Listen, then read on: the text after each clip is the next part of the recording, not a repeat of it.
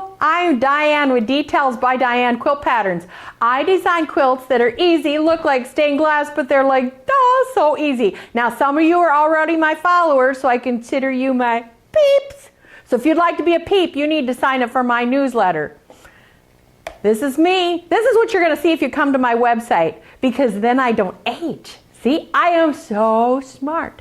Okay, so let's begin. I'm going to give you a one-on-one on how to make my Diane's Garden. And it's so easy, you're not going to believe it. Now, I know people banter about easy. I should say super easy, because there's a lot of easy liars out there. And I'm not a liar. I'm queen of stained glass quilts. That's why I have on the honkin' crown. And I know you envy it, and a lot of you want that pattern. But hey, till you've given up time to design, given up combing your hair and going to the bathroom to make those sacrifices, you don't get to wear the honkin' crown, okay? Okay, on to the project.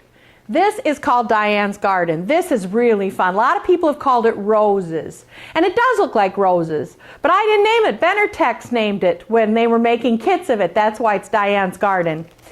You get the pattern and it comes in 3 great sizes.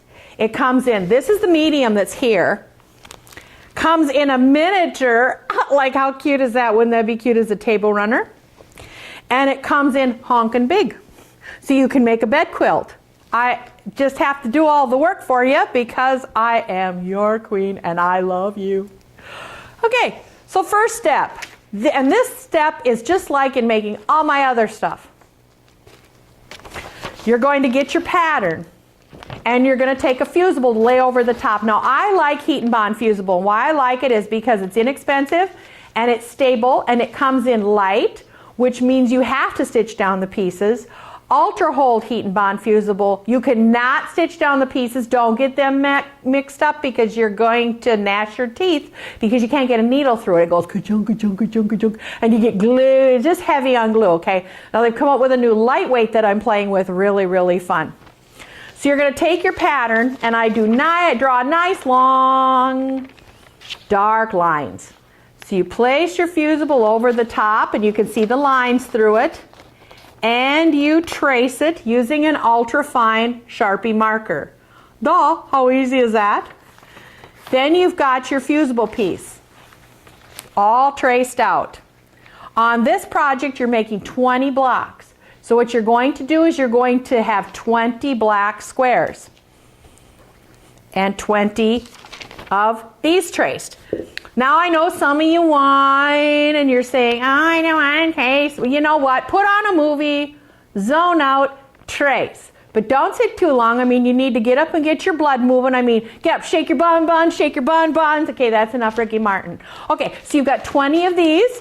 You're going to take 20 fabrics. Now, here's some florals that I use. This is great for large florals, but you got to make sure that when you choose your fabric, don't choose anything with a black background or black in it, or it's going to look holy. And I don't mean H-O-L-Y, I mean H-O-L-E-Y, and it's going to look funny. So pick out your fabrics. Then you're going to take your fused piece, you're going to lay it over the top, and you're going to fuse it to the top. Now I would have cut this. See how I trimmed it out first, and then I put it on my piece? That's what you're going to do.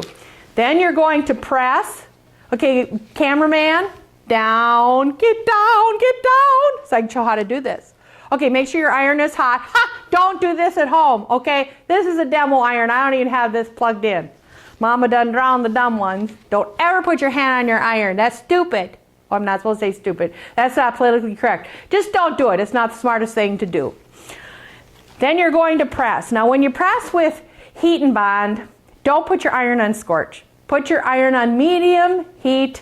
And you're going to go 1001, 1002, 1003, 1004, 1001, 1002, 1003, 1004. Then when you get that down, you say, oh, Diane, queen of stained glass quilts. Of course, you insert your own name. You are the most beautiful woman in the land. And you talk nice to yourself because that's important to talk nice to ourselves.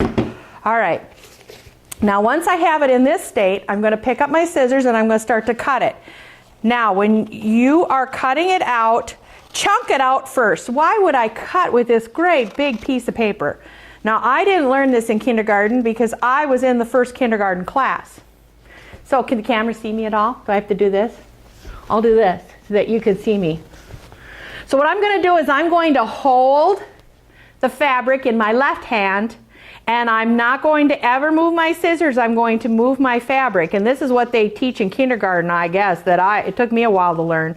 But you're just moving the fabric. So your right hand is relaxed, opposite way if you're left-handed.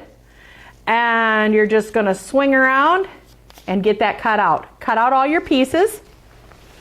Then you're going to take a piece of black fabric. And the instructions will tell you exactly what type of line to chalk. Now the only thing we're going to draw on this, we don't need a light box, we don't need to get fancy with this. This tells us a 1/2 inch. I'm going to take my ruler, I'm going to chalk a 1/2 inch border all around. You've all done a puzzle. You know, you start with your border pieces and then you continue on. That's what we're going to do. So I'm going to look at the front cover because we traced in mirror image. Now this is how the pieces are going to go on. And I'm going to see that starting on my outside edge, I'm going to take off the paper first. When I know where the piece goes, I'm going to take off the paper.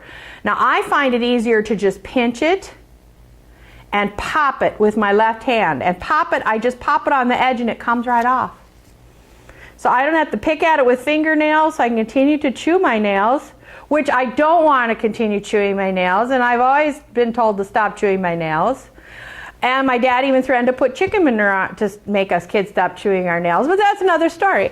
Okay, so I would continue on until I have all of my pieces and I'd lay them all out, make sure the paper's off the back. Sometimes people will press and they'll say, okay, I've pressed it down and it won't stick. Oh, I left the paper on. Be sure you take the paper off. We do not iron. We never iron with fusibles. Iron is a 4-letter word. We say press. Everybody repeat it after me. Press. Good. See, you're so smart. So then we have our blocks, and then I'm going to stitch around them. And I like to use a blanket stitch around this one, but a lot of times I will use a zigzag as a 2.0 width with a 1.5 length, and it goes around the little curves really nice, the little points, and just whatever you want to do, because this is a lap quilt, so this is probably going to be washed unless you never allow anybody to use it.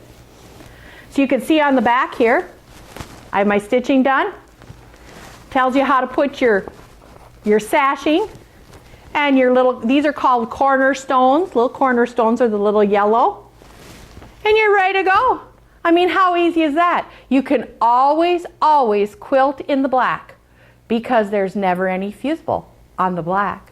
So whether you use light heat and bond or ultra hold heat and bond, it's going to look great. Hey, visit my website, www.detailsbydiane.com. See you later. Bye.